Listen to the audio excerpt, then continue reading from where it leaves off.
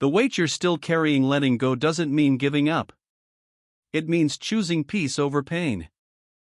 It's realizing that some things aren't meant to stay, not because they were bad, but because you've outgrown them. And that's the part no one tells you. Growth and grief often come together. Because to rise higher, you have to release what can't go with you. You can't move forward while your hands are still holding the past. You can't heal if you keep reopening the same wound, hoping it'll hurt less this time. You can't find peace if you keep replaying what you should have done differently. At some point, you have to look at what's behind you and whisper, "I did my best. I gave what I could. It's time to let it go." Letting go isn't weakness, it's wisdom. It's knowing some chapters aren't meant to be rewritten. They're meant to be closed.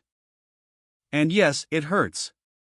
It hurts to walk away from what once felt like home. It hurts to let go of what could have been. But sometimes peace isn't found by holding on tighter, it's found by finally releasing what was never meant to stay. You can love something deeply and still choose to move on. You can wish it well and still know it's not right for you anymore. Because letting go isn't about forgetting. It's about forgiving. Forgiving what happened. Forgiving who hurt you. And forgiving yourself for not knowing better at the time. The truth is, letting go isn't losing. It's clearing space. Because you can't receive what's meant for you when your hands are still full of what isn't. The release, you don't realize how heavy something is until you finally set it down.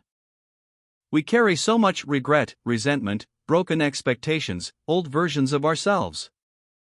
We drag them through every new chapter, hoping somehow that if we hold on long enough, the past will change. But it won't. It can't. Because healing doesn't come from holding tighter. It comes from release. Letting go isn't about forgetting.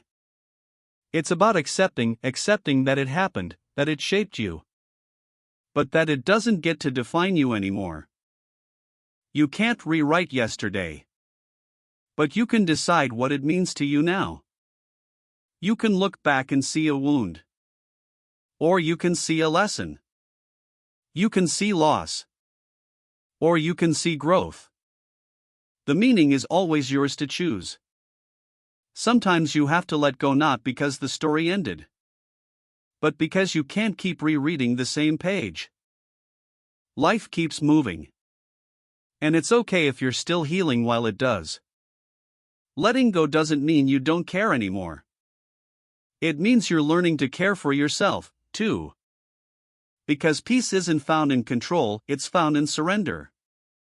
You can't control who left. You can't control what broke. You can't control the timing, the outcome, or the endings. But you can control how long you let it own your peace. The moment you stop replaying the pain, you take your power back. Not because the past disappears, but because it no longer decides your present. Letting go isn't one big decision. It's 1,000 small ones. Every time you stop chasing answers you'll never get. Every time you stop comparing your life to what it used to be. Every time you remind yourself, I deserve to move forward. That's what healing looks like. Not perfection. Not closure. Just quiet courage, one day at a time. Because real freedom isn't found by erasing what hurt you, it's found by walking lighter with it. The peace that follows, there's a peace that only arrives after you finally let go. It doesn't rush in all at once, it drifts in quietly. You'll feel it in small moments first, in the morning when you stop checking what's gone, in the night when your mind finally stops replaying old memories, in the silence that no longer feels empty, but safe. That's when you'll know you've started to heal. Letting go doesn't mean your heart forgets. It means your soul is ready to move. Because the truth is, you can't walk into your future while you're still gripping your past. Every time you look back, you lose sight of what's ahead. And what's ahead isn't a replacement, it's renewal. The universe doesn't take things from you to punish you. It removes what can't grow with you, so you have space for what's meant for you. When you finally let go, you begin to see how everything connects. You see how endings were really beginnings in disguise. How rejection was just redirection.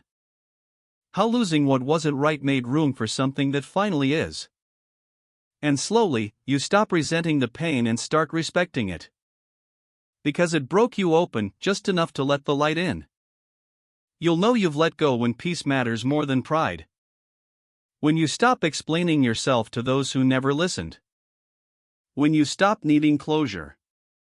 Because you've given it to yourself. Letting go isn't a loss of love. It's an act of love.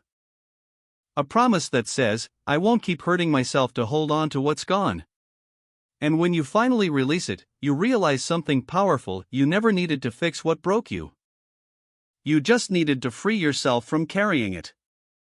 You become lighter, calmer, wiser.